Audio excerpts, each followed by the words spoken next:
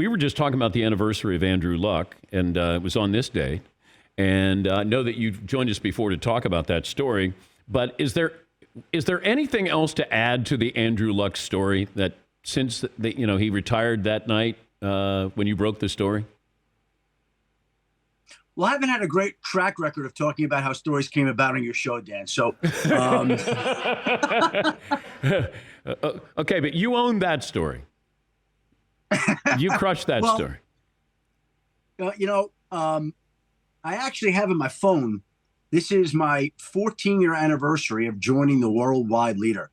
And it's the 4-year anniversary of the Andrew Luck story. So the Andrew Luck story came on the 10-year anniversary, my 10-year anniversary of joining ESPN. And it's a night I'll never forget because, again, it was my mother-in-law's surprise 75th birthday dinner. And I remember I almost got a flat tire. We were racing to get there to this restaurant in Piermont, New York. We walked in. She walks into the room. We yell surprise. We sit down. I get a text. Are you free? And I'm thinking to myself, it's the last Saturday in August. It'll be the last Saturday I'm free until February. My mother-in-law, bless her soul, just walked in like, can I just have a night to celebrate other people, to be left alone? And I said, it's my mother-in-law's 75th birthday. Is everything okay? And they said, just had some information to pass along. And so the rest is history. And I remember following the story. And 2 minutes later, the very first phone call came from Andrew Luck's former backup, Matthew Hasselbeck, who was working at ESPN. And I love Matt. And he said, did you just report that Andrew Luck's retiring? And I said, yeah. And he said, are you sure? And I said, am I sure? I reported it.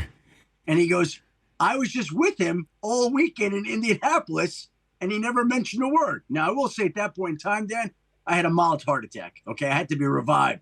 The 75th birthday dinner was a little bit ruined at that point in time because I thought maybe I got something wrong. But it was during the game. Day, ESPN, so you're tweeting it out.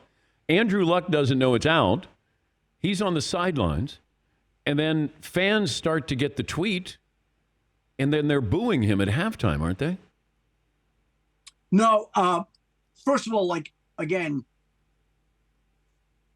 it was, I think it happened late in the second half or the fourth quarter. It was not in the first half. Okay. It was as they were walking up. As it became known to me, there were people in that organization that knew about it all week long, multiple people.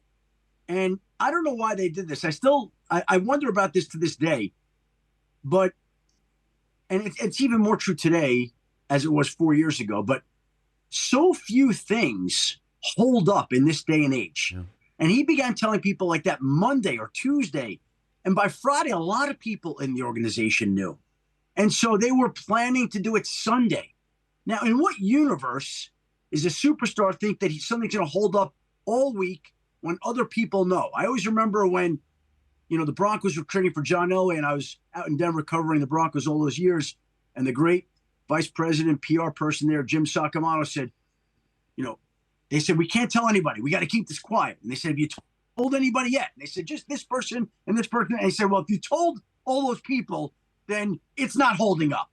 And in this particular case, there were, players who knew, and there were people in the front office that knew, and there were coaches that knew. So it's surprising to me that they thought it would hold up to Sunday. And obviously it didn't. And I feel bad about that. But, that's the fact of the matter is he was one of the great young players in the game. And it was an enormously significant story. And who knew when it was going to come out? But we still don't know much about this. And I don't know if it just clicked. Well, you know what? You know what? Seth Wickersham of ESPN spent a lot of time with him. The Athletic did a piece. I actually think that they did a great job. All those people kind of sitting down with him and talking to him and just reading between the lines. My recollections of hearing all this, I think he was physically and mentally beaten down from everything that he had to go through. And he's such a smart guy and so thoughtful that it was more important to him, rather than becoming the first billionaire quarterback, to get his life back and to do what he wanted to do and to preserve his body and to get out of the mental funk that football left him in because it was always a struggle to stay healthy. Now, look, he can speak to why he did it far better than I can, but gleaning together conversations I've had, listening to the Athletic podcast, reading Seth Wickersham's work, I mean, I think that's, from what I can tell, a fair summation of some of the reasons that he did walk away from the game in such a shocking, surprising, unexpected fashion.